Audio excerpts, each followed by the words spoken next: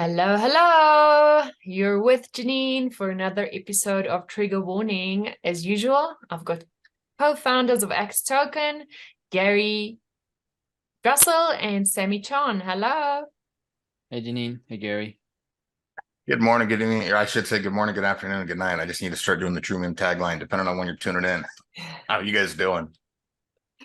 Awesome having you guys here as usual. You know that this podcast is called Trigger Warning, so I always do say, let's see how many people we will trigger.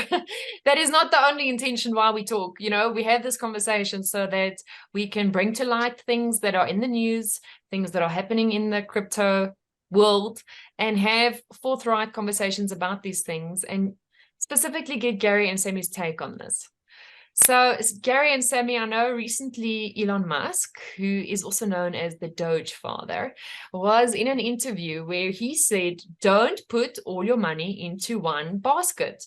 Don't necessarily bet your whole house on Dogecoin, which is quite interesting because in the past he has made Dogecoin really go up in value. And I know that he's planning on using Doge as some form of payment mechanism within the Twitter community. But let's talk about that, because I think there's so much wisdom to be pulled from what he said. Because as soon as Elon speaks, people say, what did he say? And they jump on that bandwagon without weighing all the options and really still doing the research and doing their part when they are making decisions about investments. So before Gary talks about the financial wisdom side of it, so they ask him candidly, well, what do you think about Dogecoin? Right? And his answer is, as it should be, financially sound encouragement. Don't put all of your money, don't bet the farm on Dogecoin. I happen to like Dogecoin because it has a picture of a dog on it. Okay. Again, when Doge first came out, it was the first, Shiba Inu like picture of that dog. And that was it. He had no other reason except to do that. I don't think there's any conspiring with the founders of Doge on the back end. And that's it. I like the picture of the dog. Now, if you're going to make your stock or crypto purchases based on the icons or the images that you see, I don't know if you're going to have the same financial success as Elon Musk. So now I'm going to hand it over to Gary to talk a little bit more about some of the deeper financial wisdom beyond what I just said. Thank you. That's actually awesome. So Janine, that headline actually reads, Elon Musk warns investors not to bet the farm on Dogecoin, right? And then, Elon's on Saturday Night Live, Doge is going to go to the moon, and Elon said Doge, and so it's like, oh my gosh, okay.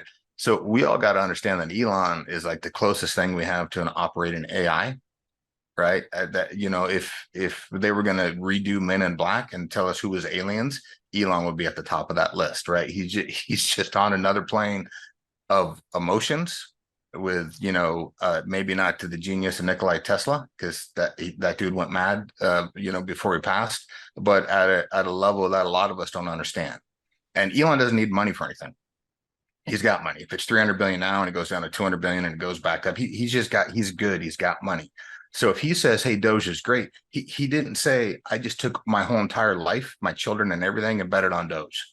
All he said is Doge is great. But then there's this gambler's mentality of, I've made poor choices my whole entire life. I need something to hit big. I need the lottery to come in. I need my ship to come in. I want to be rich. I don't want to work for it, but I would just sure like it to show up, right? And so when he says don't bet the farm on Doge, don't bet the farm on Doge. Don't bet it on Pepe. Don't bet it on Bitcoin. Don't bet it on Tesla. Don't bet it on any one thing other than, if you were going to bet the farm on something, take Warren Buffett's advice and invest in yourself and get a better personality skill set and learn how to sell and learn how to talk to people. You can bet the farm on that. That will give you greater returns than anything else ever will in your life. So if you're going to be in Doge, if you're going to be in any of these things, what's an acceptable loss? If you're going to Vegas, how much money is okay to lose that you're not stressed out? Like if you invest, let's say you invest, all you have is $1,000 and you invest $1,000 in something, because you know Elon's going to talk about it. Someone's going to talk about it. It's going to be the next Pepe, and you're all of a sudden your $1,000 is now $150. It's the same as zero. You should leave it alone. See if it ever comes back. But if you couldn't afford to lose it in the first place, you shouldn't have put it in.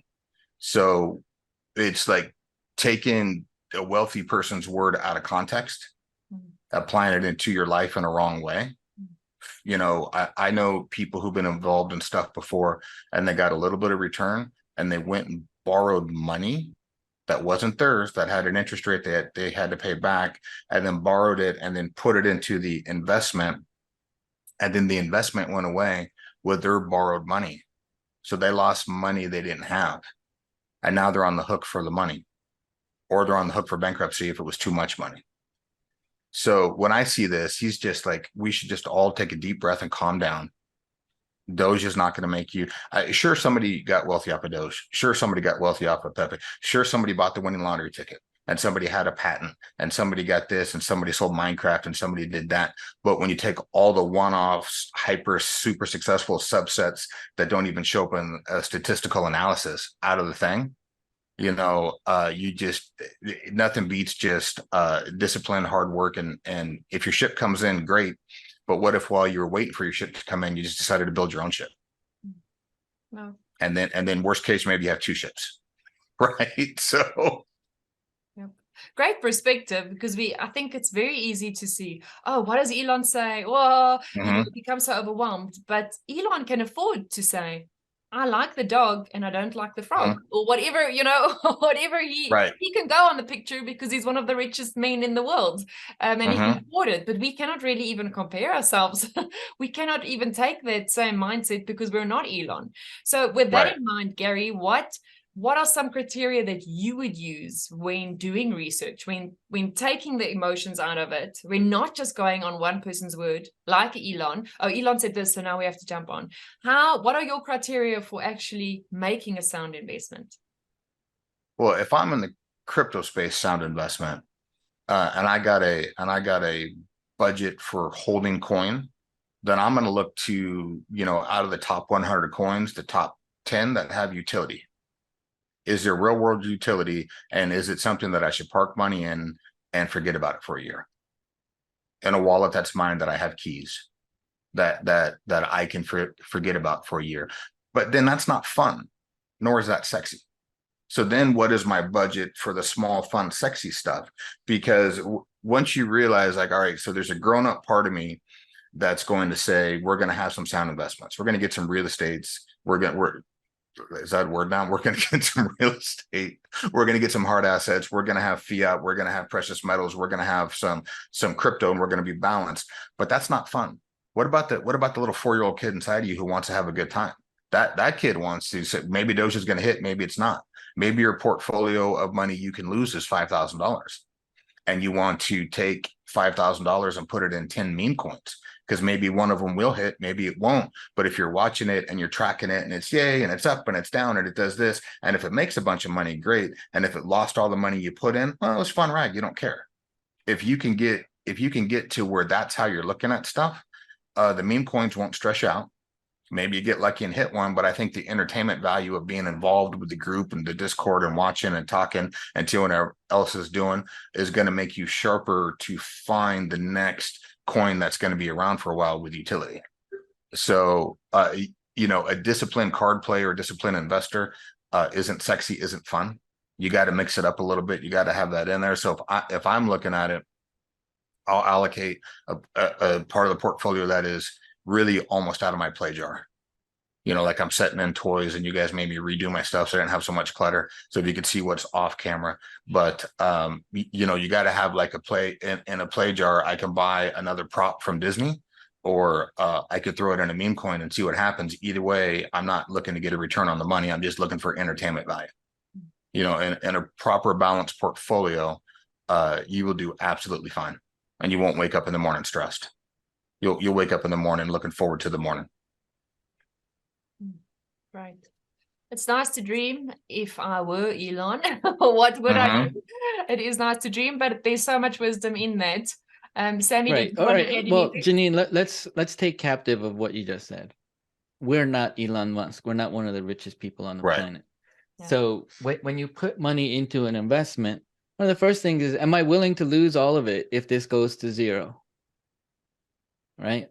When you're talking about buying cryptocurrency or buying securities, you don't physically own anything. And so you got to be okay with it going 100% to zero. Let's say you invest in a physical thing. Well, what's my salvage value? There still may be salvage value, but then you take what you put in and you subtract your salvage value, and then you ask yourself again, what is this worth? Right? Am I willing to invest in that? Right? So these are really, really important questions. And, in terms of the fun money side, I would say like anything like 2 to 5% of your total bankroll to put in play money to see if something happens. It's the same thing as you just going down to the casino and putting all your money on one number on roulette and hope Right. that you get a 35 to 1 payout. There's no statistical calculation. There's no analyzing the wheel. There's no looking at the amount of arm swing that the dealer puts into the ball. You're just doing a straight random thing. So, you got to understand, if you're not going to take a fair and balanced approach to things, you got to just call it what it is. It's a gamble. It's a lottery ticket.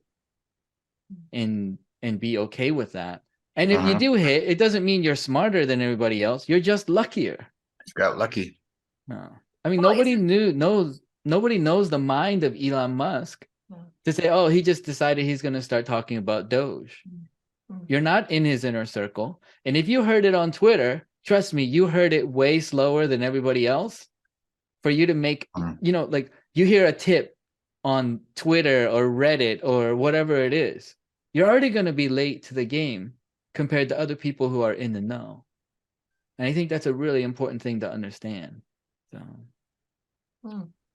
Great conversation. Yes, I think valuable as always.